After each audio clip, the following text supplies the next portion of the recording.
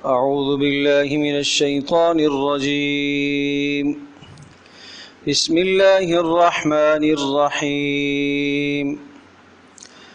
ما كان للمشركين أن يعمروا مساجد الله شاهدين على أنفسهم بالكفر أولئك حبطت أعمالهم وفي النار هم خالدون. إنما يعمر مساجد الله من آمن بالله واليوم الآخر وأقام الصلاة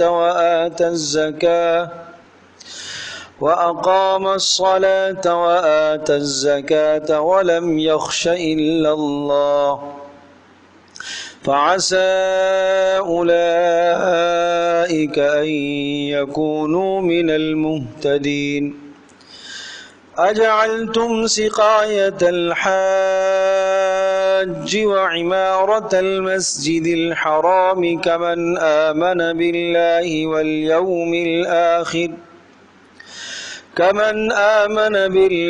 واليوم الآخر وجاهد في سبيل الله لا يستوون عند الله واللہ لا یہدی القوم الظالمین. سورۃ التوبہ کا تیسرا رکوع ہے اور اس سے پہلے 2 رکوع گزر چکے ہیں، اور ایک طویل انقطاع کے بعد آج ہم دوبارہ اس سلسلے کو شروع کر رہے ہیں. اللہ تبارک و تعالی ہم سب کو استقامت عطا فرمائے اور ہماری اس کوشش اور محنت کو اللہ پاک اپنی بارگاہ میں قبول فرمائے، اور قرآن مجید کے لیے اللہ پاک ہمارے ذہنوں کو، ہمارے سینوں کو اللہ پاک کشادہ فرمائے. سورہ توبہ اور سورہ انفال کا مضمون ملتا جلتا ہے، اور سورۃ الانفال کے اندر جو مضامین تھے وہ قتال، جہاد فی سبیل اللہ، اسلامی لشکر کے آداب کہ کن صفات سے متصف جب لشکر ہوتا ہے تو اللہ تبارک تعالی انہیں کامیابی اور فتح سے نوازتا ہے. یہ مضامین یعنی آداب قتال و جہاد، یہ مضامین تھے سورۃ الانفال میں.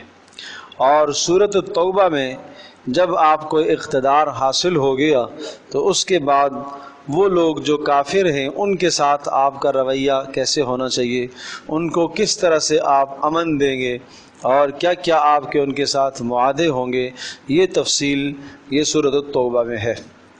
پھر سورۃ التوبہ کا جو پہلا حصہ ہے یعنی جو 2 رکوع ہیں، یہ 2 رکوع یہ باتیں جو میں عرض کر رہا ہوں اگر یہ آپ ذہن نشین فرما لیں گے تو پھر آیات کا سمجھنا بڑا آسان ہے، ورنہ اس تمہید کے بغیر آپ نہیں سمجھ پائیں گے. پہلے والے جو 2 رکوع ہیں یہ اس وقت نازل ہوئے تھے جب آپ علیہ الصلوۃ والسلام نے ابوبکر صدیق رضی اللہ تعالی عنہ کو امیر حج بنا کر بھیجا سن 9 ہجری میں.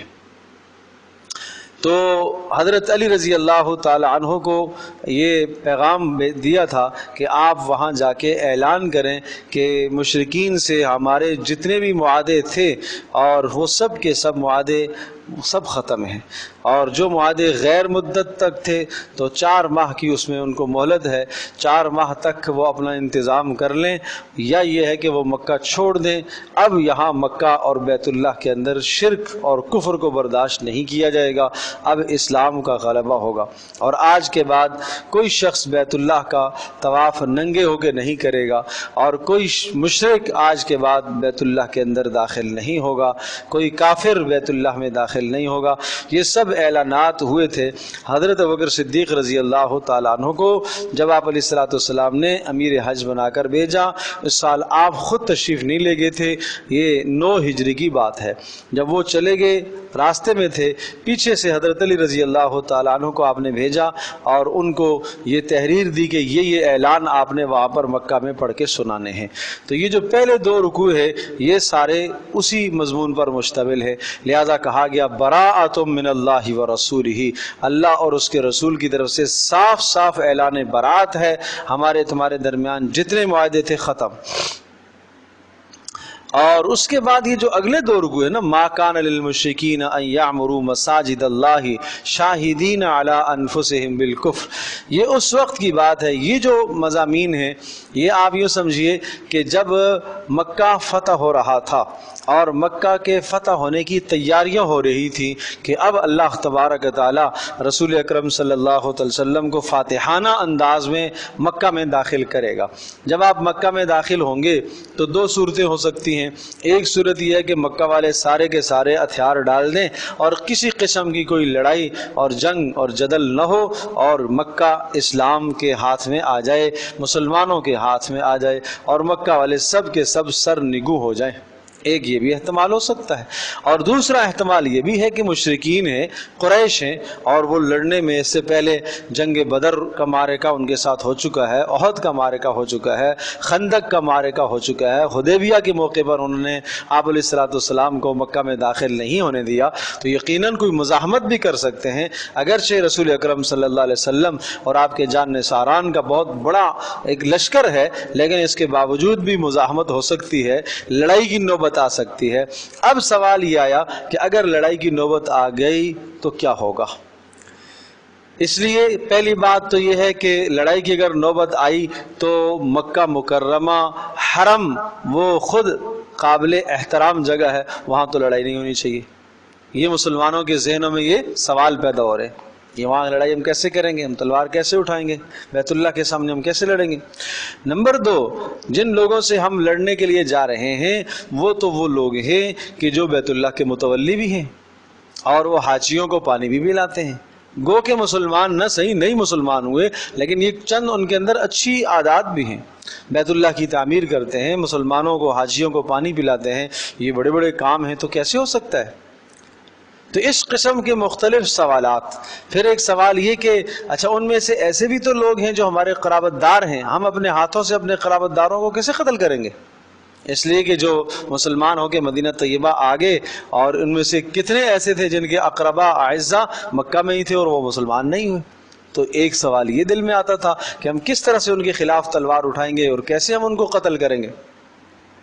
تو یہ سب ذہن کے اندر آنے والے سوالات تھے۔ اللہ تبارک و تعالیٰ نے ان تمام باتوں کا جواب دیا اور مسلمانوں کی ذہن سازی فرمائی، اور یوں سمجھیے کہ مکہ مکرمہ پر جو حملہ ہونے والا تھا اور جو مکہ فتح ہونے کو جا رہا تھا اس کے لیے تیاریاں کروائی گئیں، ایک ذہن بنایا گیا۔ ایک آدمی کا ذہن پہلے بنایا جاتا ہے، آمادگی، تاکہ اندر سے مطمئن ہو جائے وہ، اور پھر جب وہ لڑیں گے تو وہ خوب محنت سے لڑیں گے، شوق اور جذبے سے، جہاد کے جذبے سے لڑیں گے، تو اب ان کا لڑنا جو ہے وہ یقیناً مؤثر اور مفید ثابت ہوگا۔ تو اب ذہن بنائے گئے ہیں۔ اب اس تمہید کے بعد اب ان رکوعوں کو آپ سنیے، بالکل آپ کو اب سمجھنا آسان ہے۔ دیکھیے، ما کان للمشرکین یعمروا مساجد اللہ، ما کان للمشرکین، مشرکوں کو تو زیب نہیں دیتا، مشرک ایسا تھوڑا ہی کیا کرتے ہیں، ان یعمروا مساجد اللہ، کہ وہ اللہ کی مسجدوں کو تعمیر کریں، شاہدین علی انفسہم بالکفر، حالانکہ وہ گواہ ہیں، شاہدین گواہ ہیں، علی انفسہم اپنی جانوں پر، بالکفر کفر کے ساتھ، یعنی وہ اقرار کرتے ہیں کہ ہم کفر پر ہیں، تو اس کے باوجود بھی ان کی مسجد کی تعمیر، بیت اللہ کا تعمیر کرنا کہاں ثواب کا درجہ رکھتا ہے؟ اس لیے کہ جناب وہ بیت اللہ کو تو تعمیر کرتے ہیں، لیکن کس لیے کرتے ہیں؟ شرک کے لیے کرتے ہیں، توحید کے لیے تو نہیں کرتے۔ اولئک حبطت اعمالہم، آپ کو یہ لگ رہا ہے کہ یہ بیت اللہ کا تعمیر کرنا بڑے اچھے کام ہیں، اللہ کہہ رہا ہے حبطت اعمالہم، ان کے یہ اعمال برباد ہیں، ان کے اعمال صالحہ ضائع ہیں۔ کیوں؟ اس لیے کہ اعمال کی قبولیت کے لیے کیا شرط ہے؟ ایمان، اور یہ اس سے خالی ہے۔ وفی النار ہم خالدون، اور ہمیشہ ہمیشہ کہاں رہیں گے؟ یہ دوزخ میں رہیں گے۔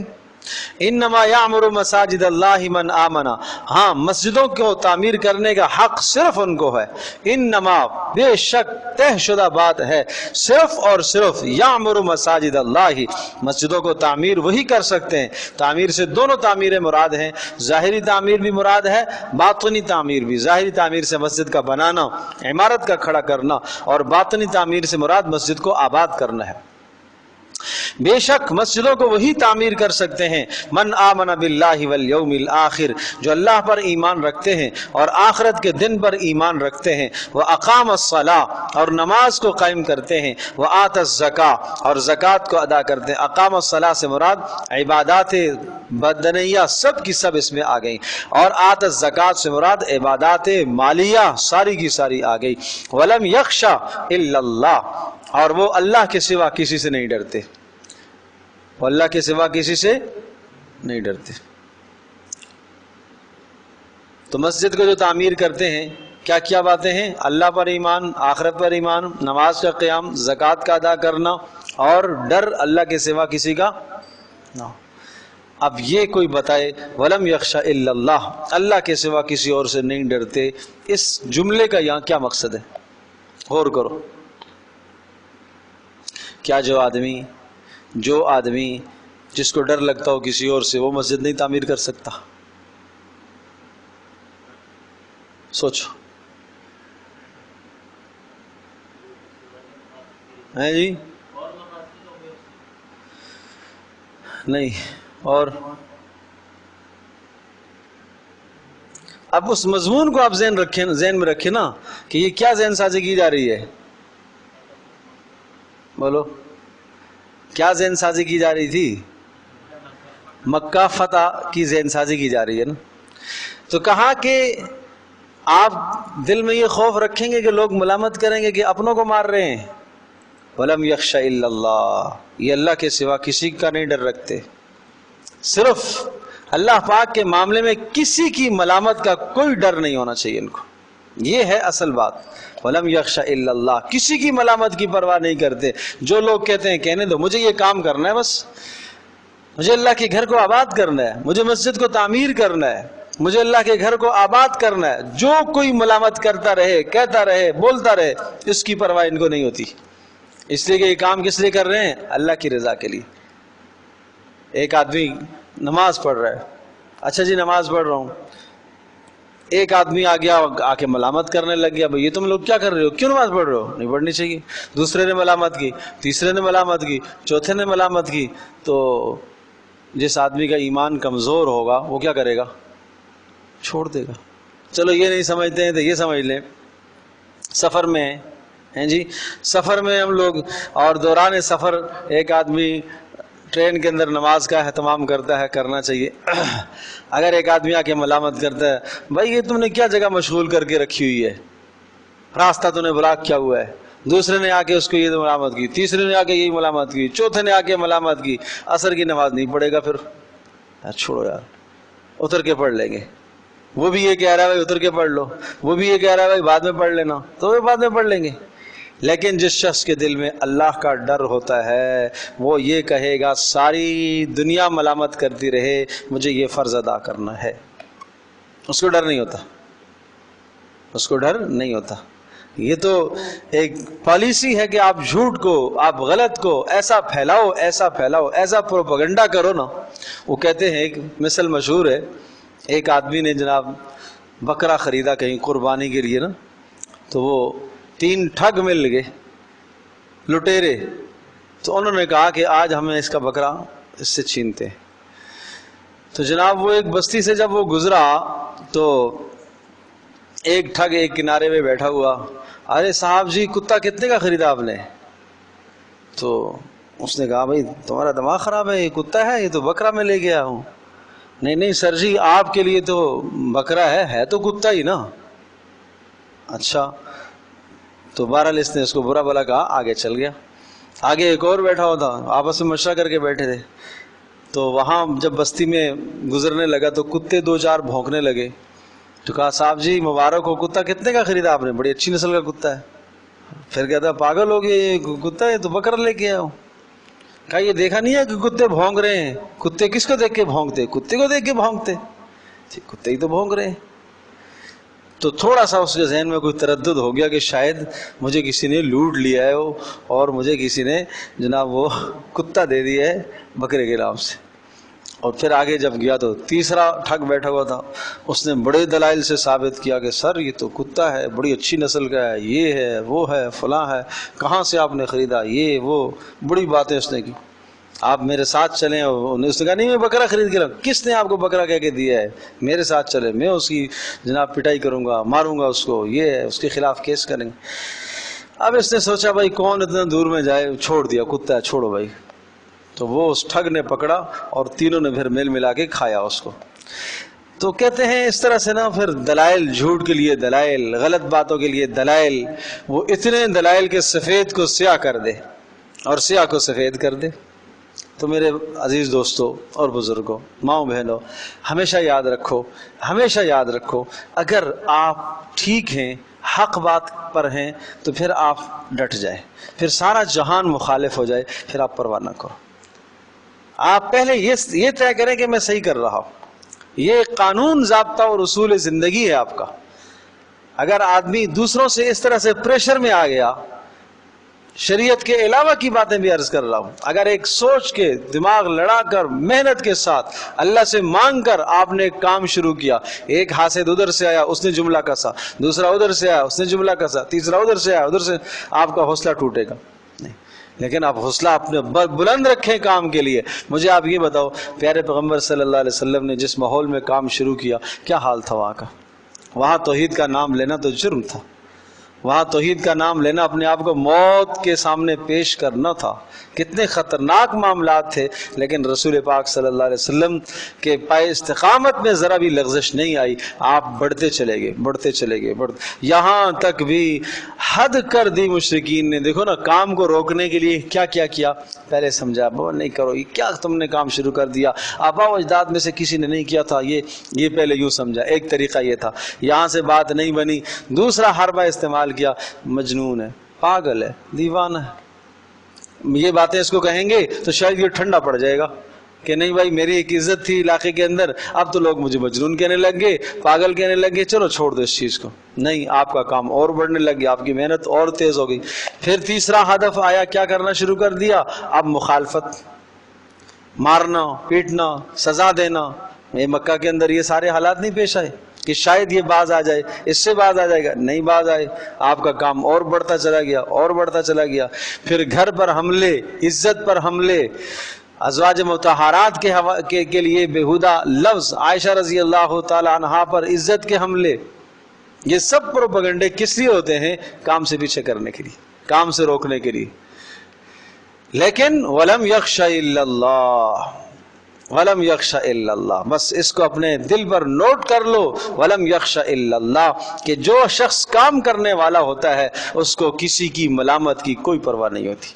سارا جہان ملامت کرتا پھرے، مجھے کسی کا کوئی ڈر نہیں ہے. تو فرمایا مسجدوں کو بھی وہی لوگ تعمیر کیا کرتے ہیں، من آمن باللہ والیوم الآخر، جو اللہ پر اور آخرت پر ایمان رکھتے ہیں. وَأَقَامَ الصَّلَاةَ، اور اسی طرح سے جناب اقام الصلاۃ، اور نماز کو قائم کرتے ہیں. وَآتَ الزَّكَاةَ، اور زکوٰۃ ادا کرتے ہیں. وَلَمْ يَخْشَ إِلَّا اللَّهُ، اور اللہ کے سوا کسی سے نہیں ڈرتے. یہ ہونا چاہیے نا، اللہ کے سوا کسی سے نہیں ڈرنا چاہیے. پچھلے دنوں ایک تقریب میں تھا تو مجھے وہاں بلایا گیا دعا کے لیے. اچھا، اب اس موقع پر کچھ رسومات تھی، کچھ بدعات تھی. تو میں جب دیکھا تو نقشہ ہی بدلا ہوا تھا. میں نے کہا یا خدایا، اب میں آیا ہوں تو اب میں بات کیا کروں اور کیسے کروں. اس لیے کہ وہ سارا کا سارا مجمع ایک سوچ کا، ایک بدعت کو، ایک رسم کو لے کے آیا ہوا ہے اور اسی رسم کو پورا کرنے کے لیے آئے ہوئے ہیں. تو خیر اللہ پاک سے مانگا، اللہ سے دعا مانگی، اور میں نے کہا کہ یہ تقریباً کوئی 60-70 لوگ بیٹھے ہوئے ہیں. اس وقت اگر ان کو میں پیغام صحیح نہ سناؤں اور حق بات ان کو نہ کہوں تو یہ ان کے ساتھ زیادتی اور خیانت ہے. دل میں وسوسے، میں بھی انسان ہوں، میرے دل میں بھی وسوسے آتے ہیں، خیال آتا ہے کہ بھائی لوگ کیا کہیں گے، یار یہ مولوی صاحب نے کیا کام کرنا شروع کر دیا، کوئی کیا کہے گا، پتہ نہیں کیا ہوگا، پتہ نہیں جناب لڑائی کی نوبت نہ آ جائے، پتہ نہیں کوئی مسائل نہ پیدا ہو جائے. یہ 10 سوال ہمارے اندر بھی آتے ہیں. لیکن ایک بات میں نے کہا نہیں، اللہ کا پیغام اللہ کی رضا کے لیے سنانا ہے، جو ہو جائے سنانا ہے. کھڑے ہو کے تقریباً 20-25 منٹ بات کی کہ کیا طریقہ ہوتا ہے ایصال ثواب کرنے کا، سنت طریقہ کیا ہے، اور یہ جو کچھ آپ نے کیا ہوا ہے یہ سب خلاف شرع ہے، یہ سب بدعت ہے. تو اس میں کوئی شک نہیں. ایک دو آوازیں آئیں، میرے کان میں نہیں آئیں، مجھے پہنچائی گئی کہ یوں کہہ رہے تھے کہ بھائی مولوی صاحب کو آج کا دن ہی ملا تھا اس کام کے لیے، آج کا دن ہی ملا تھا اس کام کے لیے، لیکن بہرحال جن کے یہاں انتظام تھا انہوں نے توبہ کر لی کہ ہماری توبہ آج کے بعد اگر ہمارے یہاں کوئی فوتگی ہوئی، کوئی ایسا مرحلہ ہوا تو تعزیت کے موقع پر ہم 100% سنت کے مطابق تعزیت کا ماحول قائم کریں گے۔ تو میں نے کہا ہمارے لیے یہی کافی ہے۔ جب انسان اللہ کی رضا کے لیے بات کہتا ہے تو اللہ تبارک و تعالیٰ کی طرف سے مدد آتی ہے، اور پھر اگر کچھ سختی بھی آ گئی، کچھ تکلیف بھی آ گئی، تو آدمی کو نبی علیہ الصلوۃ والسلام کی زندگی کو سوچنا چاہیے کہ ان پر تکلیفیں آئی ہیں، مصیبتیں آئی ہیں، تو ہم کیا چیزیں ہیں؟ اللہ کے نبی کون سا کوئی غلط کام کر رہے تھے، لیکن اس کے باوجود بھی گردن مبارک پر اوجری ڈالی گئی، نجاستیں اوپر ڈالی گئی، مارا بھی گیا، گھسیٹا گیا، گلے میں پھندے ڈال کے گھسیٹا گیا، یہ سب حالات آئے۔ تو اس لیے سمجھنا چاہیے آج ہم ذرا سی بات پر، جہاں دین کی بات کسی بھی موقع پر مائیں بہنیں پردے سے رک جاتی ہیں، نہیں جی لوگ کیا کہیں گے، اصل میں یہاں ماحول نہیں ہے، ذرا اصل میں یہ ماحول نہیں ہے۔ ارے میرے عزیز دوستو، ماحول خود بنانا پڑتا ہے، ماحول خود بنانا پڑتا ہے، ماحول خود بنانا پڑتا ہے۔ یہاں تو سب بیکار ماحول ہے، شیطان ہر طرف سے گناہ لے کے آتا ہے۔ ماحول آپ کو خود بدلنا پڑے گا، اپنا گھر خود بدلنا پڑے گا، اپنا ماحول خود بدلنا پڑے گا۔ آپ اپنا کردار ایسا بنائیں، وَلَمْ يَخْشَ إِلَّا اللَّهِ، اللہ کے سوا کسی کی ملامت کا تمہیں کوئی ڈر نہیں ہونا چاہیے۔ دین کے معاملے میں لا يَخَافُونَ فِي اللَّهِ لَوْمَةَ لَائِمٍ، آپ علیہ السلام نے ایک صحابی کو خاص طور پر نصیحت فرمائی تھی کہ اللہ کے معاملے میں کسی ملامت کرنے والے کی ملامت کی پرواہ مت کرنا، ملامت کرتے رہے۔ ملامت اللہ کے نبی کے لوگوں نے کی، جادوگر اور جناب کیا کچھ نہیں کہا۔ تو اس لیے ان باتوں سے آدمی کو گھبرانا نہیں چاہیے۔ فَعَسَىٰ أُولَٰئِكَ أَن يَكُونُوا مِنَ الْمُهْتَدِينَ، فرمایا یہی لوگ ہیں ہدایت پر۔ فَعَسَىٰ أُولَٰئِكَ أَن، یقینی بات ہے یہی لوگ ہیں ہدایت پر، مقصود کو پہنچنے والے یہی لوگ ہیں۔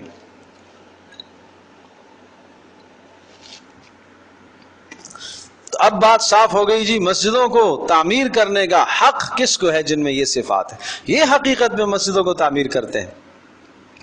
دوسری بات یہ رہی کہ جناب حاجیوں کو پانی پلانا، یہ بہت بڑا کام کر رہے تھے مشرکین۔ اب ہم ان کو کیسے ماریں گے جو حاجیوں کو پانی پلاتے ہیں، اتنی بڑی خدمت کرتے ہیں، اور زمزم کے جناب ڈول بھر بھر کے کنویں سے نکال نکال کے سارا دن دھوپ میں گرمی میں کھڑے رہتے تھے، حاجیوں کو پانی پلاتے۔ اس پر فرمایا اجعلتم سقایۃ الحاج، اے مسلمانوں کیا خیال ہے تمہارا، اجعلتم سقایۃ الحاج، حاجیوں کو پانی پلانا، حاجیوں کو پانی پلانا، وعمارت المسجد الحرام، اور مسجد حرام کو تعمیر کرنا، یہ تم نے بنا لیا، یہ عمل حاجیوں کو پانی پلانے کا عمل اور مسجد کو تعمیر کرنے کا عمل تم نے بنا لیا، ٹھہرا دیا برابر، کمن آمنا، اس شخص کی طرح جو اللہ پر ایمان رکھتا اور یوم آخرت پر ایمان رکھتا ہو، وجاہد فی سبیل اللہ، اور اللہ کی راہ میں لڑنے والا ہو، اپنی جان کے نذرانے پیش کرتا ہو۔ کیا یہ برابر ہو سکتے ہیں دونوں؟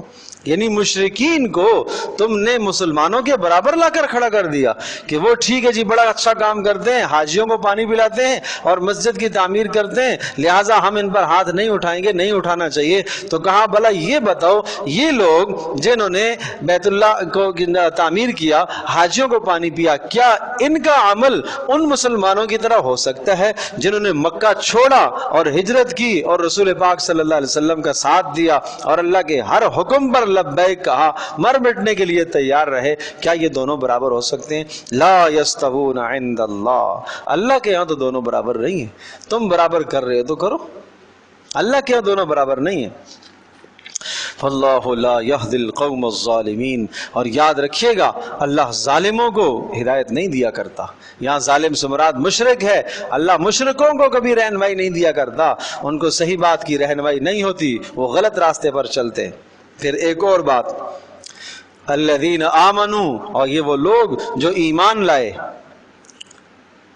محمد صلی اللہ علیہ وسلم پر ایمان لائے، وہاجروا، اور مکہ چھوڑا، ہجرت کی، وجاہدوا فی سبیل اللہ، اور جہاد کیا اللہ کی راہ میں، باموالہم، اپنے مالوں کو لے کر، وانفسہم، اور اپنی جانوں کو لے کر کیا، اعظم درجۃ عند اللہ، یہ بڑے درجے والے، اعظم بڑے ہیں، درجۃ باعتبار درجے کے، عند اللہ اللہ کے یہاں، کن سے؟ ان لوگوں سے جو بیت اللہ کو تعمیر کر رہے ہیں اور جو حاجیوں کو پانی پلا رہے ہیں، واولئک هم الفائزون، اور یہی لوگ ہیں پورے کامیاب ہونے والے۔ युबश्शिरुहुम रब्बुहुम बिरहमतिन मिन, और युबश्शिरुहुम, और इनको परवरदिगार खुशखबरियां सुनाता है, युबश्शिरुहुम, उनको खुशखबरियां सुनाता है उनका रब, बिरहमतिन मिनहु, अपनी तरफ से बड़ी रहमत, व रिज़वानिन, और अपनी तरफ से रजामंदी की, व जन्नातिन, और खुशखबरियां सुनाता है जन्नातिन, जन्नतों की, लहुम फीहा नईमुम मुकीम, उन जन्नतों में ये हमेशा हमेशा रहेंगे, खालिदीन फीहा अबदा, हमेशा हमेशा उसमें रहेंगे, इन्नल्लाह इंदहु अजरुन अज़ीम, अल्लाह के यहाँ बड़ा अजर है। तो अब ये समझ गए कि दोनों बराबर नहीं हो सकते। देखो किस खूबसूरत अंदाज से कुरान ज़हन साजी करता है, कैसा ज़हन बनाता है कि तुम लोगों ने अपने सोच में क्या सोचा हुआ है कि ये और ये बराबर हो सकते हैं। अब बात आई तीसरी, हैं जी, मुशरिकीन के खिलाफ हम कैसे तलवार उठाएंगे, इसलिए कि ये क्या करते हैं, बैतुल्लाह को तामीर करते हैं। नंबर 2, हाजियों को पानी पिलाते हैं, तो वो तो जवाब आ गया। अब तीसरी बात आ गई, अच्छा उसमें ऐसे भी तो हैं जो हमारे रिश्तेदार हैं, उन पर हम कैसे तलवार उठाएंगे। आज मक्का फतह होने को जा रहा है, तो अगर जंग हो गई, लड़ाई हो गई, तो अपने अक़रबा हैं, आइज़्ज़ा हैं, इसका क्या होगा, उसका जवाब, या अय्युहल्लदीना आमनू, सुभान अल्लाह, ए ईमान वालो, ला तत्तखिज़ू, मत ठहराओ, आबाअकुम, अपने आबा को, व इख्वानकुम, अपने भाइयों को, औलिया, दोस्त, मत उनको दिली दोस्त बनाओ, इन इस्तहब्बुल कुफ्र अलल ईमान, अगर उन्होंने कुफ्र को ईमान पर तरजीह दी है और वो कुफ्र को इख्तियार किए हुए हैं, ईमान नहीं लाए, हिजरत नहीं की, तो उनके साथ तुम्हारा कोई ताल्लुक नहीं है, चाहे तुम्हारे बोलो आबा व अजदाद हों, चाहे तुम्हारे भाई हों। बात समझे जी, ये भाई बंदी, ये रिश्ते नाते कौन सिखाता है, इस्लाम सिखाता है। जब इस्लाम ही नहीं है तो फिर रिश्ते नाते क्या है, फिर किस चीज का रिश्ता नाता है। इनिस्तहब्बुल कुफ्र अलल ईमान, अगर उन्होंने कुफ्र को ईमान पर तरजीह दी, और याद रखना, वमन यतवल्लहुम मिनकुम, और जो तुम में से उनके साथ दोस्ती रखेगा, फउलाइका हुमुज़ ज़ालिमून, ये जालिम शुमार किया जाएगा। तो समझ लिया काफिरों के साथ दोस्ती रखना कितना सख्त जुर्म है।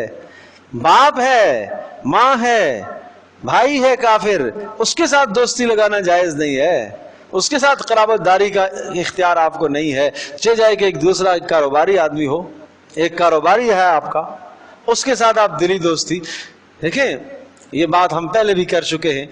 एक है मवालात, एक है मुवासात, समझे जी। तो मवासात इस्लाम हुक्म देता है गैर मुस्लिम का साथ मवासात, अगर वो किसी मुश्किल में है, ठीक है जी, आप उसके साथ मदद कर दें। आपके पड़ोस में गैर मुस्लिम रहता है, इस वक्त उसके यहाँ बीमारी आ गई है शदीद, और आपने देखा कि बेचारे के पास पैसा नहीं है, आपके पास गुंजाइश है, ठीक है, तावन कर दो, अजर है आपको। ज़कात से नहीं, नफली माल से, ज़कात नहीं लगेगी इस पर। खाना नहीं है, भूखा है, खिला दिया, अच्छी बात है, कोई बात, ये मवासात कहलाता है, कोई हर्ज नहीं है, इजाज़त है। दूसरी चीज़ है आप मामलात, खरीद फरोख्त। तो खरीद फरोख्त भी आप कर सकते हैं, बशर्ते कि वो काफिर मुर्तद ना हो, और बशर्ते कि वो काफिर हरबी ना हो। मुर्तद जो इस्लाम से फिर गया है, इस वक्त कादियानी मुर्तद के हुक्म में है, आपके मामलात करना उसके साथ भी जायज़ नहीं है। और इसी तरह से जो काफिर हरबी हो, आपके साथ जंग कर रहा हो, बरसरे पैकार हो, लड़ रहा है इस वक्त, तो उसके साथ भी आप मामला नहीं करेंगे खरीद फरोख्त का, इसलिए कि आप उसको नफ़ा नहीं पहुंचाएंगे। नफ़ा पहुंचाएंगे तो वो इस्लाम पर खर्च करेगा पैसा, आपको नुकसान पहुंचाएगा, इसलिए मामलात इसके साथ जायज़ नहीं है, ठीक है जी। और तीसरा दर्जा है मवालात का, दिली दोस्ती का। एक मुसलमान के साथ इंसान दिली दोस्ती रखता है, हमदर्दी रखता है, उसको अपने घर में बुलाता है, उसके घर में जाता है, उसके साथ दस्तरखान में बैठता है, उसको खाना खिलाता है, उसको खिला के मज़ा आता है, उससे खाकर मज़ा आता है। एक जो क़ल्बी लगाव और ताल्लुक़ होता है एक मुसलमान से, ये ताल्लुक़ गैर मुस्लिम से जायज़ नहीं है, चाहे वो गैर मुस्लिम आपका करीबी रिश्तेदारी क्यों न हो, चाहे भाई क्यों न हो, चाहे बाप क्यों न हो, ये जायज़ नहीं उससे। बात समझे जी। तो ये 3 किस्म के रवाबित हैं गैर मुस्लिमों से, ये समझने चाहिए। तो इसलिए फरमाया ला तत्तखिदू आबाअकुम, मत ठहराओ अपने आबा को और अपने इख्वान और अपने भाइयों को औलिया, दिली दोस्त।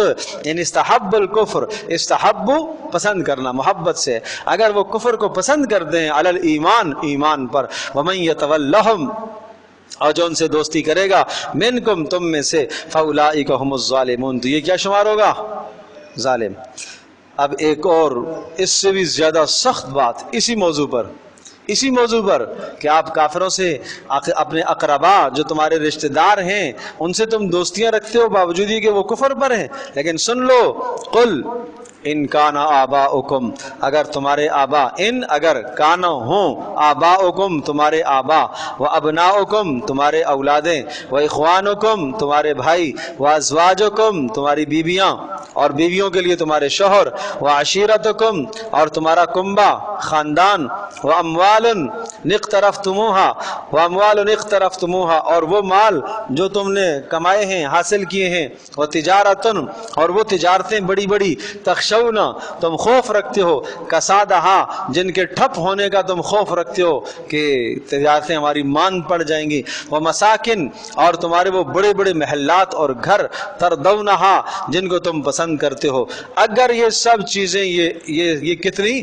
نمبر 1 آباؤکم، نمبر 2 ابناؤکم، نمبر 3 اخوان بھائی، نمبر 4 ازواج بیویاں یا شوہر، نمبر 5 عشیرہ خاندان، نمبر 6 اموال، نمبر 7 تجارتیں اور نمبر 8 گھر، اگر یہ 8 چیزیں احب الیکم یہ زیادہ محبوب ہو گئی تمہارے نزدیک من اللہ سے و رسولہ اور اللہ کے رسول سے و جہاد فی سبیلہ اور اللہ کی راہ میں لڑنے سے تو پھر فتربصوا بس پھر انتظار کرو حتی یأتی اللہ بامرہ یہاں تک کہ اللہ کوئی فیصلہ اور لے کر آئے تمہارے خلاف۔ بات سمجھے؟ بڑی سخت ڈانٹ ہے یہ، قرآن میں شاید کوئی دوسری جگہ ایسی نہیں ہے، اتنی شدت کے ساتھ ڈانٹ ہے کہ اگر یہ سب چیزیں تمہارے نزدیک اللہ اور اس کے رسول اور جہاد فی سبیل اللہ سے زیادہ محبوب ہو گئی ہیں فتربصوا عذاب کا انتظار کرو، پھر عذاب کا انتظار کرو۔ اللہ تمہیں ان اولادوں کے اندر اور ان تجارتوں میں اور ان مالوں میں اور ان سب چیزوں میں اللہ تمہیں ایسے الجھا دے گا کہ تم اللہ کا نام لینا بھی بھول جاؤ گے، یہ عذاب آئے گا تمہارے اوپر۔ آپ کیا سمجھتے ہیں کہ عذاب یہی آئے گا کہ اوپر سے پتھر برسے، یا عذاب یہی آئے گا کہ زلزلے آئیں؟ توفیق سلب ہو جانا یہ بھی عذاب کی قسم ہے، توفیق سلب ہو جائے گی تم سے، نیکی کی اطاعت کی توفیق اللہ چھین لے گا، اس لیے بڑی سخت بات ہے، سمجھنے کی ضرورت ہے۔ اب اس میں ان تمام چیزوں کو آپ 3 پر تقسیم کر لیں تو آسان ہو جائے گا۔ یہ 8 ہے نا، 8 کو 3 پر تقسیم کریں، کیسے؟ رشتہ داریاں سب آ جائیں گی اس میں، نمبر 2 مال و تجارت اور نمبر 3 پراپرٹیاں، 3 میں آ گئی نا ساری، ہاں تو مال اور تجارت دونوں ایک ہی جگہ پر آ جائیں گے، اور مساکن یہ پراپرٹیاں آ جائیں گی آپ کی، اور اس سے پہلے سارے رشتہ دار آ جائیں گے۔ تو خلاصہ یہ ہوا کہ اگر تمہارے اقربا اور رشتہ دار اور تمہارا مال و دولت اور تجارت اور تمہاری پراپرٹیاں یہ سب کچھ اگر تمہیں اللہ اور اس کے رسول سے زیادہ محبوب ہو گئی تو پھر اللہ کے عذاب کا انتظار کرو، پھر اللہ کے عذاب کا انتظار کرو۔ اللہ اللہ اللہ واللہ لا یہدی القوم الفاسقین، سخت ڈانٹ ہے۔ اور سنو اللہ تبارک و تعالی فاسقوں کو، بگڑے ہوئے لوگوں کو ہدایت نہیں دیا کرتا۔ جن لوگوں کے نزدیک یہ چیزیں اللہ اور اس کے رسول سے زیادہ محبوب ہو گئی ہیں وہ فاسق کہلائیں گے، اس لیے ایسے فاسقوں کو اللہ ہدایت نہیں دیا کرتا۔ پھر فاسق کس کو کہتے ہیں؟ فاسق کہتے ہیں اطاعت سے نکلنے والا۔ فسق 2 لفظ استعمال ہوتے ہیں، فسق اور فجور کا لفظ آپ نے سنا ہوگا۔ فسق فجور فجر سے ہے، فجر کہتے ہیں روشنی کو، تو بہت موٹا گناہ جو کرتا ہے، واضح سری گناہ، اس کو کہتے ہیں فجور۔ اور فسق اللہ کی اطاعت سے نکلنا، ٹھیک ہے جی، نکل جانا، بس اس قانون سے نکل گیا، وہ اللہ کے قانون اور ضابطے سے نکل جاتا ہے۔ اس لیے فسق سے مجھے ایک بات یاد آ گئی، فویسقہ کہا جاتا ہے چوہے کو، اور ہر چوہے کو نہیں، وہ ایک رات کو آتا ہے کبھی کبھی، یہ چھچندر کی طرح یہ نکلتا ہے، اور گھر میں کوئی چراغ اور بتی اگر جل رہا ہو تو اس کو یہ نکال کے، چراغ سے بتی کو نکال کے یہ لے جاتا ہے، اور یہ لے جاتا ہے تو جس طرف سے گزرتا ہے تو آگ لگاتا ہوا جاتا ہے۔ اس لیے آپ نے ارشاد فرمایا رسول پاک صلی اللہ علیہ وسلم نے کہ تم رات کو چراغوں کو بجھا کے سویا کرو۔ یہ فویسقہ نکلتا ہے اور یہ نکل کے اس بتی کو کھینچتا ہوا لے جائے گا اور تمہارے گھر کو آگ لگ جائے گی، وہ فسق ہے، نکل جانا۔ بات سے نکل جانا. ایک عورت جو ہے اپنے شوہر کی بات سے نکل جاتی ہے, نہیں مانتی اس کی بات, اس کی کوئی بات نہیں مانتی, کیا کہلائے گی؟ یہ فسق کہلاتا ہے, اطاعت سے خارج ہو جانا. اللہ اکبر اللہ اکبر. تو اس لیے یہ 3 بڑی رکاوٹیں تھیں کہ ہم کیسے مکہ والوں پر ہتھیار اٹھائیں گے. ان 3 رکاوٹوں کا ازالہ کیا گیا اور ذہن سازی کی گئی, ذہن بنایا گیا. لقد نصرکم اللہ فی مواطن کثیرۃ ویوم حنین اذ اعجبتکم کثرتکم فلم تغن عنکم شیئا. اب یہ جو ہے یہاں سے ایک الگ ہے, اللہ تبارک و تعالیٰ نے اپنی مدد کی مثالیں چند ذکر فرمائی ہیں. لقد نصرکم اللہ فی مواطن کثیرۃ, اللہ تبارک و تعالیٰ نے بہت ساری جگہوں پر تمہارے سے آپ کی مدد کی ہے. اچھا, یہ جو پہلے والی آیت, یہ جو رکوع گزرا ہے, یہ رکوع جو میں نے عرض کیا یہ مکہ فتح ہونے سے پہلے کا نازل ہوا ہے. مکہ جب فتح نہیں ہوا تھا ذہن سازی کی گئی. اب اگلا جو رکوع آنے والا ہے یہ مکہ کے فتح ہونے کے بعد کا ہے, یہ بعد کی آیات ہیں. دیکھو, لقد نصرکم اللہ, اللہ نے خوب تمہاری مدد کی ہے, فی مواطن کثیرۃ. اور یہ حقیقت میں آگے یاد رکھیے گا, یاد رکھیے گا, یہ جو اب آ رہا ہے, اگلا جو رکوع آ رہا ہے, یہ ایک بہت بہت بڑے غزوے کی طرف ذہن سازی کے لیے آیا. نہیں سمجھے؟ غزوہ تبوک. آپ علیہ الصلوۃ والسلام کے زمانے میں آج جتنے بھی غزوات آئے ہیں ان تمام میں سب سے بڑا غزوہ وہ غزوہ تبوک تھا, اور آپ کا آخری غزوہ تھا نا. اور اس غزوے میں کیا تھا؟ رومیوں سے لڑنا تھا, اور روم ایک سپر طاقت تھی, بڑی طاقت سمجھی جاتی تھی رومیوں کی طاقت. تو اب یہاں سے آگے ذہن سازی کی جا رہی ہے اس غزوے کے لیے. کہ اب میں تھوڑی سی اس کا ایک اور پس منظر ذکر کرتا ہوں, پھر آپ کو تبوک سمجھ میں آئے گا, بڑا مزہ آئے گا. غور سے سنیں آپ. آپ علیہ السلام نے ایک لشکر بھیجا, شام کی ایک سرحد تھی, شام کا ایک علاقہ تھا, تو وہاں شرحبیل بن عمر ایک شخص تھا, ان کے پاس آپ نے اسلام کی دعوت بھیجی. یہ مکہ حدیبیہ کے بعد آپ نے وفود بھیجنے شروع کیے تھے, باہر ممالک کو آپ نے خطوط لکھے تھے. تو ان خطوط میں ایک خط ادھر بھی گیا. یہ لوگ تھے رومیوں کے زیر اثر, روم کی بڑی سلطنت تھی اور ان کا تعلق گٹھ جوڑ رومیوں کے ساتھ تھا. تو اگرچہ یہ روم سے باہر لگتا تھا لیکن بہرحال تمام تر ان کے معاملات جو ہے نا وہ رومیوں کے ساتھ ہوتے تھے, اور رومیوں کا یہاں اقتدار چلتا تھا, انہی کی حکومت یہاں چلتی تھی. تو آپ نے کوئی 3000 کے لگ بھگ کا لشکر بھیجا, اور وہ لشکر جب 3 اصحاب کی آپ نے نشاندہی فرما دی ہے, عبداللہ بن رواحہ اور زید بن حارثہ اور تیسرے ہیں جعفر, حضرت جعفر طیار, ان 3 کی نشاندہی آپ نے فرمائی کہ یہ لشکر کے امیر ہوں گے, یہ شہید ہو گئے تو پھر یہ شہید ہو گئے تو پھر یہ شہید ہوں گے, اس طرح سے. تو یہ بات سمجھ میں آ گئی کہ یہ تو شہید ہو ہی جائیں گے, اس لیے کہ اللہ کے نبی نے کہہ دیا ہے تو پھر انہوں نے تو ہونا ہی ہے. اس کے بعد اپنی مرضی سے کسی کو مقرر فرما لینا. پھر جو ہے جب یہ اس کو کہتے ہیں جنگ موتا. تو یہ 3000 کا لشکر جب وہاں پہنچتا ہے تو رومیوں سے انہوں نے مدد لی, چونکہ رومیوں کے زیر اثر تھے, اور رومیوں سے انہوں نے مدد لی تو اچھا خاصا بڑا لشکر رومیوں کا سامنے آ گیا. تو بہرحال صحابہ وہاں لڑے, تو یہ 3 اشخاص تو شہید ہو گئے. اس کے بعد حضرت خالد بن ولید رضی اللہ تعالی عنہ کو سپہ سالار لوگوں نے اپنی مشاورت سے مقرر کر دیا, اور خالد بن ولید رضی اللہ تعالی عنہ نے اپنی جنگی جو مہارت اللہ نے انہیں دی تھی, اس مہارت کے بل بوتے پر اللہ کی مدد سے وہ لشکر کو بچا کر واپس مدینہ لے آئے. کچھ رومیوں کو مارا, لڑے بھی, لیکن پھر لشکر بچا کے لے آئے, اس لیے کہ پیچھے سپر طاقت روم جو ہے وہ سب کچھ کر رہی ہے. تو یہ خیال آیا کہ شاید ہم پورے کے پورے ان کے ساتھ نہ لڑ سکے, اس لیے عافیت اسی میں ہے کہ ہم واپس چلے جائیں اور پھر منظم ہو کر آئیں. تو جب یہ مدینہ میں آگے واپس, تو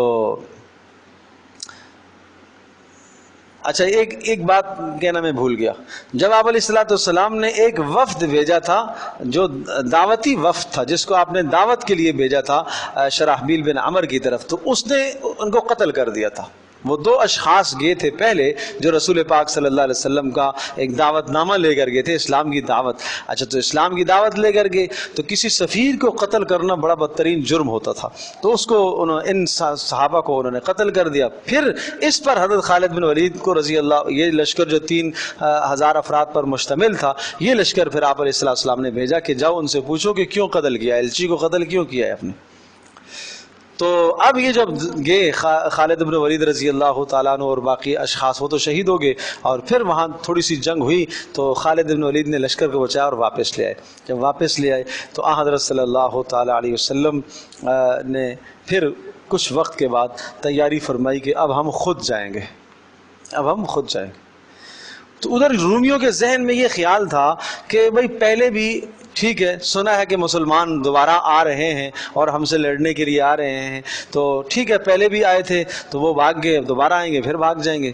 ہرقل کو اطلاع ملی کہ مسلمان آ رہے ہیں، اس نے کہا کوئی بات نہیں، آ رہے ہیں تو دیکھی جائے گی. پہلے بھی ان کو شکست ہوئی ہے، پھر بھی ہوئی، لیکن ہرقل کو یہ نہیں پتہ تھا کہ مسلمانوں کے رسول خود آ رہے ہیں.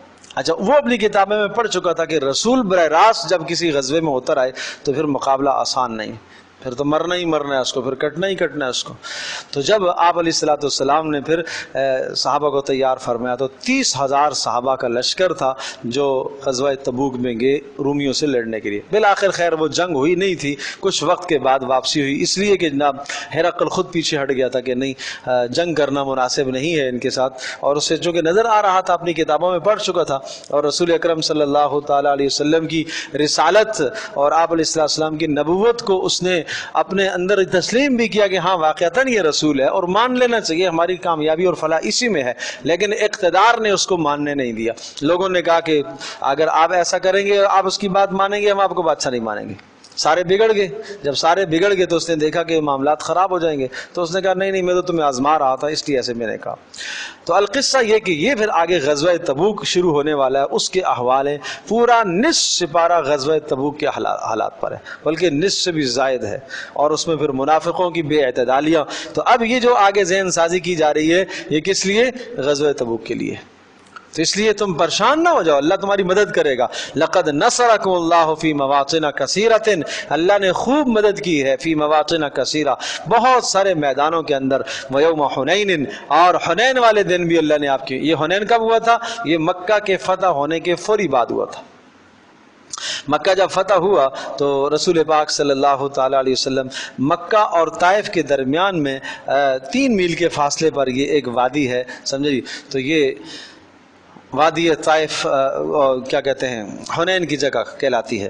اور یہاں قبیلہ بنو حوازن اور قبیلہ ثقیف، یہ 2 بڑے قبائل تھے، اور جو سخت جنگجو قبائل تھے، لڑنے والے قبائل تھے. انہوں نے مکہ پر حملے کا ارادہ کیا. بات سمجھے جی. جب مکہ فتح ہو گیا تو ان کو اطلاع ہوئی کہ مسلمان مکہ پر غالب آ گئے ہیں، تو کچھ مشرکین نے بھی ان کے ساتھ گٹھ جوڑ کی اور ان کو اس بات پر آمادہ کیا کہ تم باہر سے آ کر مکہ پر حملہ کرو. تو انہوں نے حملے کی تیاری کی. رسول پاک صلی اللہ علیہ وسلم نے صحابہ سے کہا وہ آنا چاہ رہے ہیں، ہم پہل کرتے ہیں. سمجھے جی، ہم پہل کرتے ہیں، آگے جاتے ہیں، دیکھتے ہیں ان کے اندر کتنا دم ہے. چنانچہ جب رسول اکرم صلی اللہ تعالی وسلم مکہ فتح کے بعد حنین کی طرف جب نکلے، وہیں سے بھی آپ مدینہ تشریف نہیں لائے تھے، وہیں سے نکلے، تو آپ حنین کی طرف جب نکلے تو 12,000 کا لشکر تھا صحابہ کا.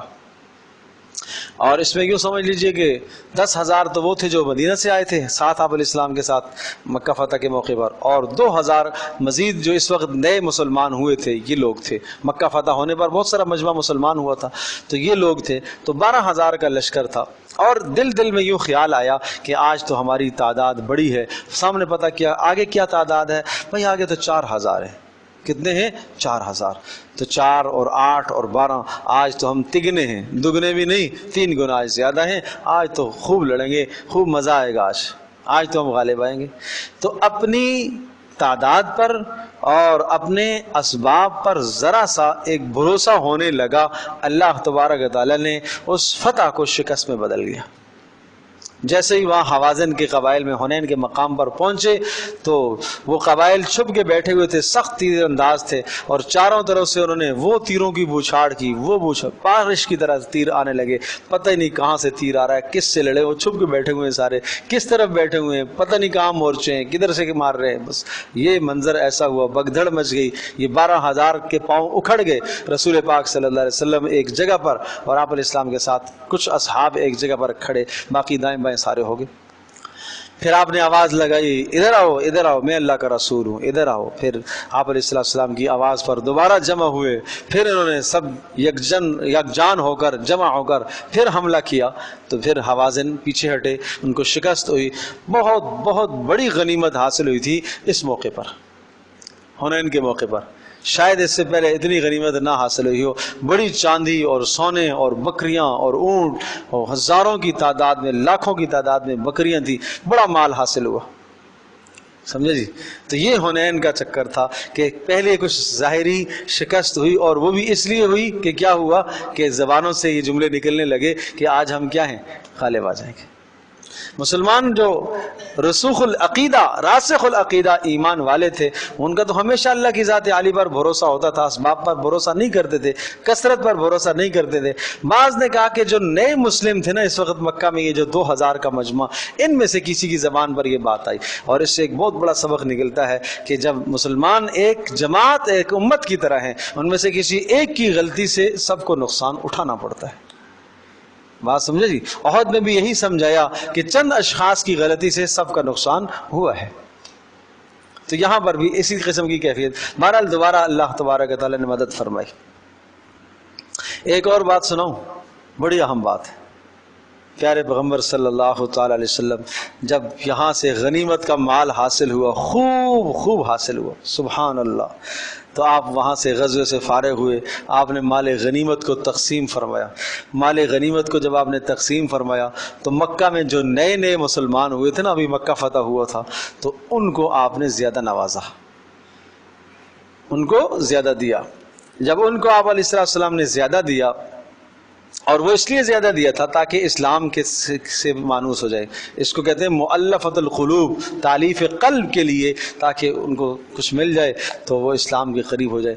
جب آپ نے ان کو زیادہ دیا تو انصار میں سے کسی کی زبان پر یہ جملہ آ گیا، بعض نے کہا کسی منافق نے کہا، بعض نے کہا کہ ویسے ہی دلوں میں ایک وسوسہ اور خیال سا آ گیا، اور یہ کوئی بعید نہیں ہے انسان کو ایسا خیال کہ لڑنے کے لیے تو ہم آگے رہے، اور جب تقسیم کی باری آئی تو اپنوں، اس لیے کہ وہ مکہ والے کیا تھے، قرابت دار تو تھے نا۔ تو رسول پاک صلی اللہ علیہ وسلم پر آپ کو یہ بات پہنچ گئی کہ یوں انصار کہہ رہے ہیں، تو آپ علیہ السلام نے انصار کو جمع فرمایا۔ بڑا عجیب جملہ آپ نے فرمایا، بڑا عجیب جملہ، اللہ اکبر۔ آپ غمزدہ بھی ہوئے، اور آپ نے کہا کہ دیکھو انصار، جس وادی میں تم چلو اور ایک وادی میں دوسرے لوگ چلیں، میں انصار والی وادی کے پیچھے چلوں گا، جس راستے میں انصار چلیں گے میں اس راستے پر چلوں گا، اور انصار میرے اندر کا لباس ہیں اور باقی لوگ میرے باہر کا لباس ہیں۔ ایک دثار اور ایک شعار۔ شعار اس لباس کو کہتے ہیں جو جسم کے ساتھ لگ رہا، اندر کی بنیان جس طرح سے ہوتی ہے جسم کے ساتھ لگ رہی ہوتی ہے، انصار کی ساتھ ایسی مثال ہے جیسے اندر کا لباس، اور باقی لوگ وہ باہر کا لباس ہے میرے لیے۔ اور پھر ایک عجیب جملہ کہا، تم انصار مجھے یہ بتاؤ، آج کوئی اونٹ لے کے جا رہا، کوئی بکریاں لے کے جا رہے، کوئی سونا، کوئی چاندی، اور تم اللہ کا رسول لے کر جا رہے ہو، یہ کیا کم ہے تمہارے لیے؟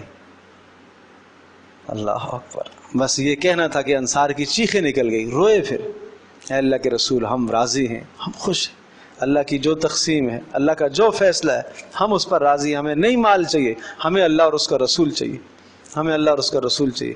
ایسے دیوانے پروانے تھے۔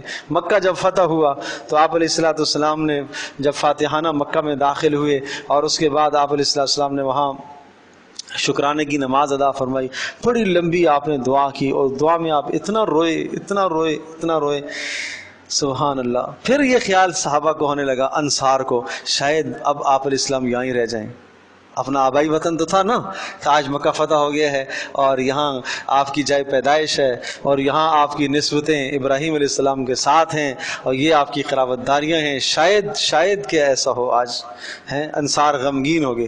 پھر آپ نے وہی جملے وہی تسلیاں دی، تم غم نہیں کرو، جس وادی میں تم چلو گے میں اس وادی میں چلوں گا.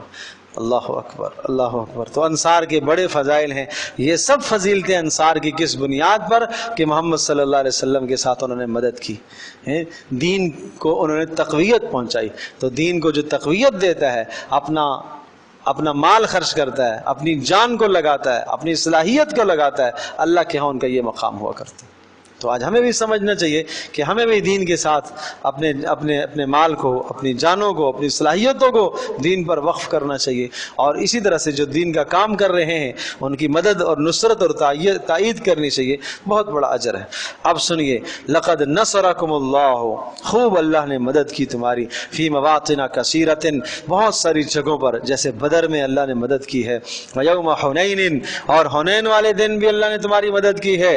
اذ اعجبتکم کثرتکم، اذ اعجبتکم، جب تمہیں خوشی میں ڈالا تھا، تمہیں تعجب میں ڈال دیا تھا. اعجبتکم، تمہیں خوش فہمی میں مبتلا کر دیا تھا. کس نے؟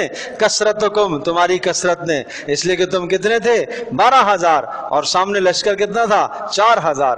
تو تمہیں تمہاری کثرت نے تعجب میں ڈال دیا، تمہیں تمہاری کثرت نے کیا کر دیا؟ اعجبتکم، خوش فہمی میں مبتلا کر دیا. فلم تغنی عنکم شیئا، وہ تمہاری کثرت نے تمہیں کچھ بھی فائدہ نہ دیا.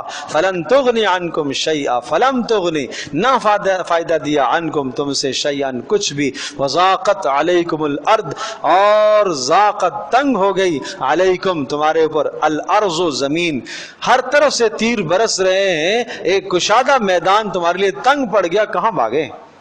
بما رحبت، باوجود کھلے اور کشادہ ہونے کے، کہ میدان تو کشادہ تھا، لیکن جب ظاہر سی بات ہے سامنے سے ایک ریلا آ گیا تیروں کا، بارش آ گئی تیروں کی، تو سب ایک جگہ جا کے کنارے میں لگ گئے.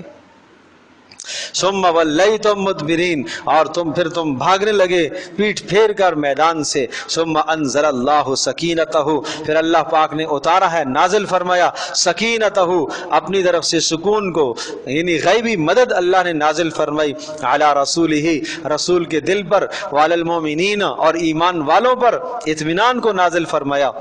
ایک تو یہ اللہ پاک نے تمہیں ثابت قدم رہنے کے، تمہارے اندر جذبات اللہ نے پیدا فرمائے. نہیں جم جاؤ رسول کی بات پر، سب جم گئے، سب باتیں فوری یاد آ گئی. فلاں موقع پر اللہ نے مدد کی تھی، فلاں آج بھی اللہ مدد کرے گا، یقین اللہ پر اور بڑھ گیا. تو یہ اللہ کی طرف سے ایک کیفیت طاری ہوئی. نمبر 2، وَأَنزَلَ جُنُودًا، اور اللہ نے ایک لشکر بھیجا، لم تروها، جس کو تم نہیں دیکھ رہے تھے. ملائکہ اتر آئے، ملائکہ اتر آئے. اچھا وہ ملائکہ اتر آئے، وہ کافروں کو نظر آ رہے ہیں، ملائکہ قبیلہ حوازن والے کو نظر آ رہے ہیں، یہ تو اتنا بڑا لشکر ہو گیا، ان سے ہم نہیں لڑ سکتے. معذب الذین کفروا، اور پھر اللہ تبارک تعالیٰ، دیکھو نسبت کہاں جا رہی ہے. اللہ نے لشکر اتارا، وعذب الذین کفروا، اور اللہ نے عذاب دیا ان کافروں کو، حوازن والوں کو اور ثقیف والوں کو اللہ نے عذاب دیا، اللہ نے عذاب دیا. ہاتھ تمہارے استعمال ہوئے، اللہ پاک نے انہیں عذاب دیا. وذالک جزاء الکافرین، اور یہی جزا اور بدلہ ہوتا ہے کافروں کا. ثم یتوب اللہ من بعد ذلک علی من یشاء، پھر اس کے بعد اللہ پاک نے توبہ قبول فرمائی جس کے لیے چاہا. یہ قبیلہ حوازن والے، ثقیف والے، طائف والے بعد میں مسلمان ہو گئے. تو اب یہ ہے ثم یتوب اللہ، پھر اللہ پاک نے توبہ قبول کر لی، من بعد ذالک، اس لڑائی کے بعد، علی من یشاء، جس کو چاہا. واللہ غفور الرحیم، اللہ بخشنے والا مہربان ہے. اللہ اکبر اللہ اکبر. یا ایھا الذین آمنوا انما المشرکون نجس. اب یہ وہی اعلان ہے جو حضرت علی نے کیا تھا، اس کا تعلق اسی بات کے ساتھ ہے، پہلے والے 2 رکوعوں کے ساتھ. یا ایھا الذین آمنوا، اے ایمان والو، انما المشرکون نجس، یاد رکھنا مشرک نجس ہیں، پلید ہیں، ناپاک ہیں. فلا یقرب المسجد الحرام، لہذا مسجد حرام کے قریب نہیں جائیں گے. بعد عامہم ھذا، اس سال کے بعد، سن 9 ہجری کے بعد. وَإِنْ خِفْتُمْ عَيْلَةً فَسَوْفَ يُغْنِيكُمُ اللَّهُ مِنْ فَضْلِهِ، اچھا اگر تمہیں یہ ڈر لگتا ہے کہ ہم اگر مشرکوں کو بیت اللہ سے روکیں گے تو ہماری آمدنی کے ذرائع بند ہو جائیں گے، اس لیے کہ ہمارے تجارتی مراسم ہیں مکہ والوں کے ساتھ، مکہ سے مدینہ تجارت آتی ہے اور مدینہ سے مکہ تجارت جاتی ہے، معاملات ہیں یہاں پر، وہاں سے کھجوریں یہاں لے کے آتے آگے فروخت کرتے، تو کہا وَإِنْ خِفْتُمْ، اور اگر تمہیں ڈر لگتا ہے عَيْلَةً فقر کا تو سنو فَسَوْفَ يُغْنِيكُمُ اللَّهُ مِنْ فَضْلِهِ، اللہ پاک تمہیں غنی کرے گا اپنے فضل سے، انشاء اگر اللہ نے چاہا، ان اللہ علیم حکیم، اللہ تبارک و تعالی حکمت والا اور جاننے والا، اللہ تعالی علم والا اور حکمت والا ہے۔ قاتل الذین، اب پھر وہی ذہن سازی کی جا رہی ہے کہ مکہ فتح ہو رہا اور آگے تبوک تمہیں جانا ہے تو لہٰذا کافروں کے ساتھ لڑنے کے لیے ذہن سازی۔ قاتل الذین لا یؤمنون، لڑنا چاہیے تمہیں، الذین لا یؤمنون، ان لوگوں کے ساتھ جو ایمان نہیں رکھتے اللہ پر، ولا بالیوم الآخر، آخرت پر ایمان نہیں رکھتے، ولا یحرمون، اور نہیں حرام سمجھتے، ما اس چیز کو، حرم اللہ و رسولہ، جس کو اللہ اور اس کے رسول نے حرام کیا اس کو یہ حرام نہیں سمجھتے، ولا یدینون دین الحق، اور نہیں قبول کرتے یہ دین حق یعنی دین اسلام کو، من الذین اوتوا الکتاب، اہل کتاب میں سے یہ لوگ جو دین حق کو قبول نہیں کرتے، ان کے ساتھ تمہیں لڑنا ہوگا، حتی یعطوا الجزیہ، یا یہ ہے کہ وہ جزیہ دیں، عن یدن وہم صاغرون، عن یدن ماتحت ہو کر، وہم صاغرون، اور وہ ذلیل ہو کر رہیں گے۔ بڑی عام بات ہے، یہ بڑا بہترین قانون ہے۔ کیا بات ہے؟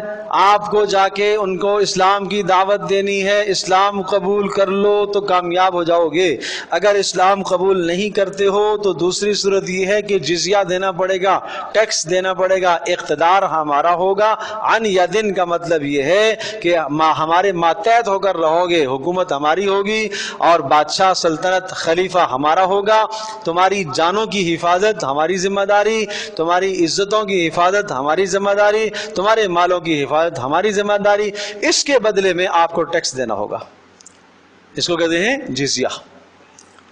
اور ایسا بھی آیا کہ جب مسلمان ان کافروں کی حفاظت سے عاجز آ گئے تو انہوں نے ٹیکس چھوڑ دیے، بھائی ہم آپ سے ٹیکس لیتے تھے اس بنیاد پر کہ ہم آپ کی جانوں کی، آپ کی عزتوں کی، آپ کے تمام معاملات کا تحفظ کرتے تھے، اب اس وقت کسی جگہ پر جنگ چل رہی ہے اور ہماری فوجوں کی اکثریت ادھر نکل گئی ہے، اب ہم اس معاملات کو نہیں دیکھ سکتے، لہٰذا جو آپ جزیہ دیتے تھے وہ جزیہ واپس لے لو۔ یہ اسلام ہے، سمجھے جی؟ اور یہ قانون کس کے لیے تھا؟ یہ قریش کے علاوہ، مکہ والوں کے علاوہ، جزیرت العرب کے علاوہ، اس لیے کہ آپ علیہ السلام جزیرت العرب میں مبعوث ہوئے، وہاں کا قانون یہ نہیں تھا، وہاں قانون یہ ہے اسلام قبول کر لو، نہیں تو یہاں سے نکل جاؤ اور یا پھر تلوار ہے۔ جزیے کا قانون ان کے لیے نہیں تھا، اس لیے کہ یہ رسول پاک صلی اللہ علیہ وسلم کا خاندان ہے، یہ آپ کی زبان والے ہیں اور جناب قرآن کی فصاحت کو سمجھتے ہیں، بلاغت کو سمجھتے ہیں۔ ایک امی شخص درمیان سے کھڑا ہوا اور اس کی زبان سے فصیح بلیغ کلمات جو نکل رہے ہیں، یہ اس کی رسالت پر کھلی دلیل نہیں ہے، تم کیوں نہیں مانتے ہو؟ تو اس لیے ان کے لیے ذرا سختی تھی، ان کے لیے سخت قانون تھا، یا تو چھوڑ دو مکہ کو یہاں سے، اس لیے کہ اب مکہ دارالاسلام بن چکا ہے، تمہیں یہاں سے نکلنا پڑے گا۔ یہی وجہ کہ آپ نے فرمایا تھا، آپ نے یہ حدیث سنی ہوگی، اخرج الیہود والنصارى من جزیرۃ العرب، آخر میں آپ نے فرمایا تھا ان یہود اور نصارہ کو جزیرہ عرب سے نکالو، اس لیے کہ اس کو پاک کرو، یہ اسلامی سلطنت بن چکی ہے، اب یہ یہاں رہیں گے، یہ ہمیشہ سازشیں کرتے رہیں گے اور یہ سازشیں ان کی رہیں گی اور مسلمانوں کو نقصان ہوگا۔ بات سمجھے نہیں سمجھے؟ یہ بات تھی۔ اب اس میں ایک بات میں اور کہوں، سمجھ میں آ رہی ہے میری باتیں آپ لوگوں کو؟ پتہ نہیں آ بھی رہی ہے نہیں آ رہی، مشکل تو نہیں کہہ رہا ہوں؟ اچھا اب میں آپ کو ایک بات اور سناتا ہوں۔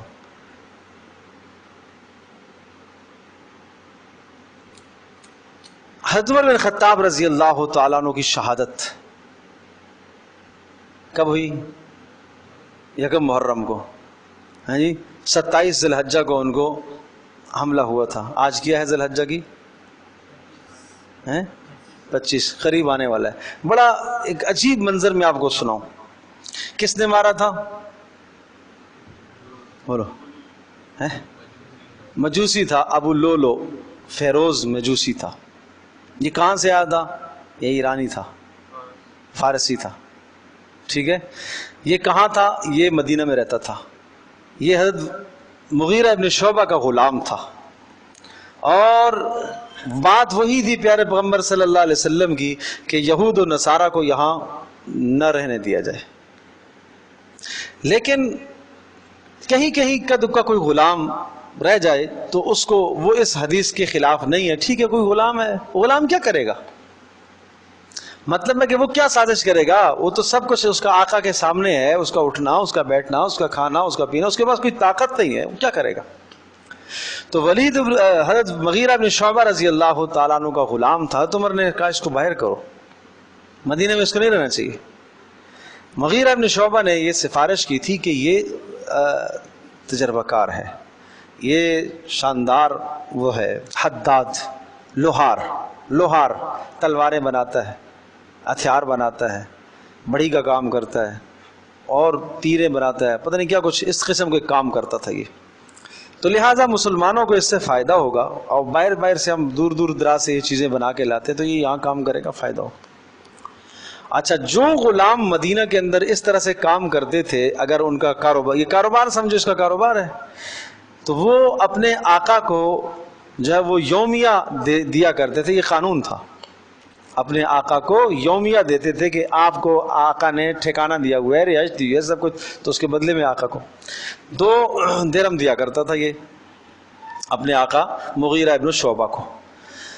تو ایک دن حضرت عمر کو جا کے شکایت لگانے لگا، اور تجزیہ نگار جو بعد کے مورخین ہیں انہوں نے لکھا ہے کہ یہ در حقیقت شکایت لگانے نہیں گیا تھا، یہ تجسس کرنے گیا تھا، اور یہ بھیجا ہوا تھا پیچھے سے، یہ پورا منصوبہ تھا.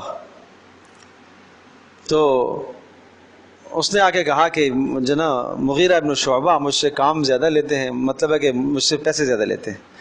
کتنے لیتے ہیں جی؟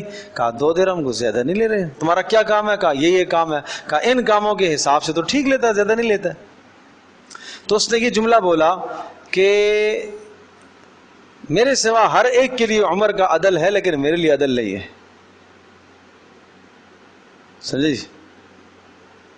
اچھا، بات آئی گئی ہو گئی.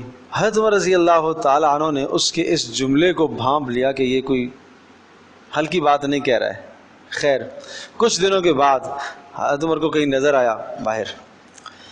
تو حضرت عمر کو نظر آیا تو حضرت عمر نے اس کو اس لیے لینا چاہا کہ تاکہ کوئی پروپیگنڈا کسی قسم کا نہ کرے. تو آپ نے فرمایا مجھے ایک تلوار بنانی ہے، بنا دو گے؟ میرا کچھ کام ہے، کرنا ہے، کر لو گے؟ تو اس نے کہا کہ ہاں کر دوں گا، اور ایسا کروں گا کہ مشرق اور مغرب کو پتہ چلے گا. حضرت عمر نے اس کا یہ جملہ سنا تو ساتھیوں سے کہا کہ یہ دھمکی دے کے گیا ہے مجھے، یہ دھمکی دے کے گیا ہے. تو لوگوں نے کہا اس کی کیا مجال ہے، یہ کیا کرے گا، یہ کیا کر سکتا ہے، یہ کیا کرے گا؟ تو اس کے کچھ دن کے بعد پھر 27 ذی الحجہ کو فجر کی نماز کے لیے حضرت عمر تشریف لائے. جب کھڑے ہوئے آپ مصلی پر تو یہ چھپ کے بیٹھا ہوا تھا بدبخت آگے، اور چھپ کے بیٹھا ہوا تھا، اور اس نے تلوار، 2 دھاری تلوار یہ یہی بناتا تھا، 2 دھاری تلوار جس کی 2 دھاریں ہوتی تھی، اور وہ زہر کے اندر بجھائی ہوئی، زہر لگا ہوا تاکہ وار خالی نہ جائے. ایک دم سے حضرت عمر کے سینے پر 1 2 3 4 6 وار کیس تھے. 6 سینہ پھٹ گیا تھا، سامنے پیٹ پھٹ گیا تھا. دودھ پلایا تو باہر آ گیا، آنتڑیوں سے باہر آ گیا. اب اس کے بعد جان بچنے کی کیا توقع ہو سکتی ہے؟ خیر، حضرت عبد الرحمن بن عوف نے آگے ہو کے نماز مکمل کروائی، فجر کی نماز. اور اس کو جناب اچھا سمجھ میں نہیں آئی کہ کیا ہو رہا ہے، اس لیے کہ پیچھے تصور بھی نہیں تھا نا کہ مدینہ میں کوئی ایسا حرکت ہو سکتی ہے، اور وہ بھی مسجد کے اندر کوئی ایسی حرکت ہو سکتی ہے، اور عمر پر کوئی حملہ کر سکتا ہے، کیسے ہو سکتا ہے؟ ادھر حضرت عمر کی شہادت کی دعائیں، اللہم ارزقنی شہادتا فی سبیلک وموتا ببلد رسولک، اے اللہ مجھے اپنے راہ کی شہادت عطا فرما، اور موت بھی رسول اللہ کے شہر میں عطا فرما. یہ بھی بڑی عجیب دعا تھی. رسول اللہ کے شہر میں، صحابہ کہتے تھے کیسے یہاں تمہیں رسول اللہ کے شہر میں شہادت ملے گی؟ یہاں تو امن ہی امن ہے، یہاں سے شہادت تو کافروں سے لڑنے میں آتی ہے، یہاں کہاں سے شہادت آئی ہے؟ لیکن بس ایک یقین تھا اللہ کی ذات عالی پر کہ نہیں مجھے ملے. اور وہ کیوں اتنا دعا مانگتے تھے؟ رسول اللہ کے ساتھ دفن ہونا چاہتے تھے. یہ حسرت تھی حضرت عمر کی. اللہ اکبر. تو خیر نماز عبد الرحمن ابن عوف نے پڑھائی. اچھا لوگوں نے اس کو پکڑنا چاہا تو اسی دوران کچھ 6 آدمی اور شہید ہو گئے جنہوں نے اس کو گرپ کرنا چاہا, اور اتنا یہ طاقتور تھا, اور 2 دھاری تلوار آگے پیچھے چلائی اس نے. اور پھر جب بہرحال پکڑ لیا تو اب یہ کہ اس نے خودکشی کر کی, وہی تلوار اپنے پیٹ میں کھونپ دی, خود مر گیا. تو اب وہ بات تو نہیں آ سکی کہ یہ آیا کہاں سے ہے, مطلب ہے کہ پیچھے کس کی سازش ہے. بات یہ ہے کہ اگر وہ زندہ پکڑا جاتا تو پھر تفتیش ہوتی, حالات پوچھے جاتے, یہ ہوتا, سارا سلسلہ ہوتا. لیکن اس لیے مورخین نے لکھا ہے کہ پیچھے اس کو منصوبہ دے کر بھیجا گیا یہود و نصارہ کی طرف سے حضرت عمر بن خطاب رضی اللہ تعالیٰ کو ختم کرنے کے لیے. تو حضرت عمر نے پوچھا جب تھوڑا سا ہوش آیا کہ کس نے مارا مجھے, تو لوگوں نے کہا کہ ابو لولو مجوسی نے. تو مسکرائے اور ہنسے, خوش ہوئے, کہا اللہ تیرا شکر ہے کہ کسی مسلمان کے ہاتھوں میرا خون نہیں ہوا. مطلب ہے کہ شہادت کا مرتبہ جس کی دعائیں میں مانگا کرتا تھا اس کا وقت قریب آ گیا. اور پھر وصیتیں کی, 1 دن 2 دن, 1 محرم کو پھر دنیا سے رخصت ہو گئے. تو بات کیوں اور کہاں سے چلی تھی؟ ہاں یہود و نصارہ کو یہاں سے نکالو. اخرج الیہود والنصارى من جزیرۃ العرب, اس لیے کہ جناب یہ یہاں سازشیں کریں گے, یہ اسلام کو پنپنے نہیں دیں گے, اسلام کی ترقی کو یہ برداشت نہیں کرتے. ٹھیک ہے جی. تو اب یہاں پر ہے حتی یعطوا الجزیۃ, مسلسل ان سے لڑائی رہے گی یہاں تک کہ یہ جزیہ نہ ادا کریں, ٹیکس نہ ادا کریں, عن یدن ماتحت ہو کر, وہم صاغرون, اور ذلیل ہو کر رہیں گے. یہ بڑی عجیب بات ہے, سن لیں اس کو, بڑی اہم بات ہے. ہمارے ملک کے اندر اقلیتی قومیں جو آباد ہے ان کے قوانین ہیں, اسلام قوانین بتاتا ہے. جو قومیں یہاں پر اقلیتی آباد ہیں ان کو ان کے اپنے مذہب خانے کے اندر, اپنے عبادت خانے کے اندر جو کچھ کرنا چاہیں اجازت ہے, اسلام نہیں روکتا. ہم ان کو عبادت خانہ بنا کر نہیں دیں گے, بات سمجھے جی, نہ ہم ان کو عبادت خانہ بنانے میں تعاون کریں گے. وہ اپنی بستی میں, اپنے خطے میں بنانا چاہیں بنائیں. ٹھیک ہے جی. نمبر 2, ان کو اپنے مذہب کی پرچار کرنے کی اجازت ہماری اسلامی سلطنت میں نہیں ہوگی. علل اعلان اپنے مذہب کا پرچار نہیں کر سکتے.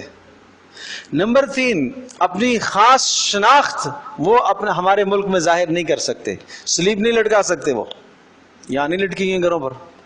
گورا قبرستان میں کتنی بڑی بنا دی ہے. یہ سب اسلامی قوانین کے خلاف ہے, یہ اجازت اسلام ان کو نہیں دیتا. اس لیے کہ قرآن کیا کہتا ہے, صاغرون, ذلیل ہو کر رہیں گے, عزت کے ساتھ نہیں رہیں گے. راستے میں چل رہے ہیں, ادھر سے ایک یہودی آیا, ادھر سے ایک مسلمان جا رہا ہے, وہ مسلمان کو راستہ دے گا, مسلمان اس کو راستہ نہیں دے گا. یہاں انہیں پروٹوکول ملتا ہے, ہمیں نہیں ملتا, سمجھے جی. تو راستہ وہ دے گا, وہ ایک کنارے پر کھڑا ہوگا, مسلمان گزرے گا, سمجھے جی. اور اگر راستہ تنگ ہے وہ نیچے اترے گا, مسلمان نہیں نیچے اترے گا. اس لیے کہ اسلام ایک مذہب ہے, اسلام ایک شان رکھتا ہے, اسلام ایک شان و شوکت اور دبدبہ رکھتا ہے. اسلام کو کیوں دبنا چاہیے, مسلمان کو کیوں دبنا چاہیے اس سے؟ لیکن چونکہ یہ سب کچھ آج اس لیے ہم کر رہے ہیں کہ غیر ہم سے ناراض ہو جائیں گے, سمجھے جی. وہ آپ مجھ سے زیادہ حالات ملک کے جانتے ہو, میں تو زیادہ پڑھتا بھی نہیں ہوں اور نہ زیادہ جو ہے ان چیزوں کو دیکھتا ہوں. بہرحال یہ چند باتیں جو ہیں یہ تو یقیناً ہمارے ہاں کیا ہو رہا ہے. ہمیں سمجھنا چاہیے کہ اسلام اقلیتوں کو کتنا تحفظ دیتا ہے اور کس انداز سے تحفظ دیتا ہے. اسلام ضرور تحفظ دیتا ہے. اسلام یہ کہہ رہا ہے ان کے جانوں کا تحفظ, ان کے مالوں کا تحفظ, ان کو وہ حقوق دیے جائیں گے جو ہمیں حقوق دیے جاتے ہیں, یہ سب تحفظ ہے. لیکن ان کو مذہب کا پرچار کرنے کی اجازت نہیں ہوگی. وہ عزت کے ساتھ دن دناتے پھریں, یہ اجازت نہیں ہوگی. وہ ہمارے مسلمان پر ہاتھ اٹھائیں, اس کی اجازت نہیں ہوگی, سمجھے. تو یہ ہے حتی یعطوا الجزیۃ عن ید وہم صاغرون, یہاں تک کہ وہ جزیہ ادا کریں اور ماتحت ہو کر, وہم صاغرون, اور ذلیل ہو کر وہ رہیں. وقالت الیہود عزیر ابن اللہ, لڑائی جہاد اس لیے مشروع کیا گیا ہے.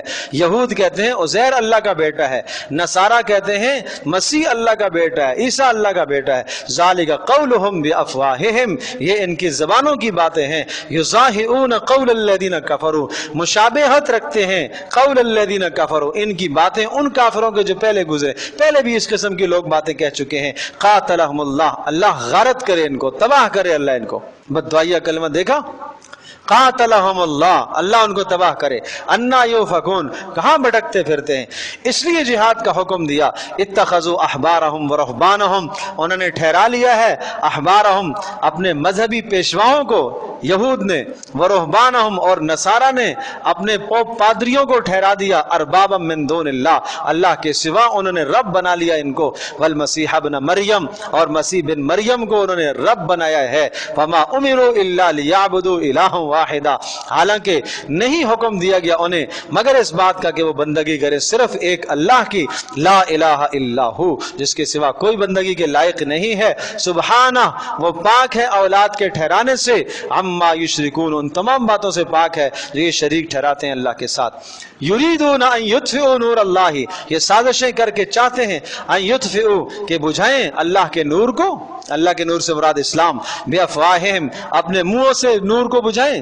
منہ سے نور کو بجانا یعنی زبان سے اعتراضات کر کے، بیہودہ باتیں کر کے. وَيَأْبَى اللَّهُ، اور اللہ انکار کر رہا، اللہ پاک نہیں بجانے دے گا اسلام. إِلَّا أَن يُتِمَّ نُورَهُ، اللہ اپنے نور کو مکمل کرے گا. وَلَوْ كَرِهَ الْكَافِرُونَ، چاہے کافر اس کو ناپسند کریں. وَالَّذِي أَرْسَلَ رَسُولَهُ، اور اس لیے ہم جہاد کے ذریعے سے غلبہ چاہتے ہیں کہ اللہ رسول پاک صلی اللہ علیہ وسلم کو بھیجا ہے، اور اس کے ذریعے سے اللہ تمام کے تمام ادیان کو منسوخ کرے گا اور محمد صلی اللہ علیہ وسلم کے دین کو غالب کرے گا. وَالَّذِي أَرْسَلَ رَسُولَهُ، اللہ وہ ذات ہے جس نے بھیجا اپنے رسول کو بالہدیٰ، ہدایت کے ذریعے سے، ہدایت دے کر یعنی قرآن، ودین الحق، اور دین اسلام دے کر، لیظہرہ، تاکہ غالب کرے، علی الدین کلہ، تمام ادیان پر اس اسلام کو. ولو کرہ المشرکون، چاہے مشرک اس کو ناپسند کرے.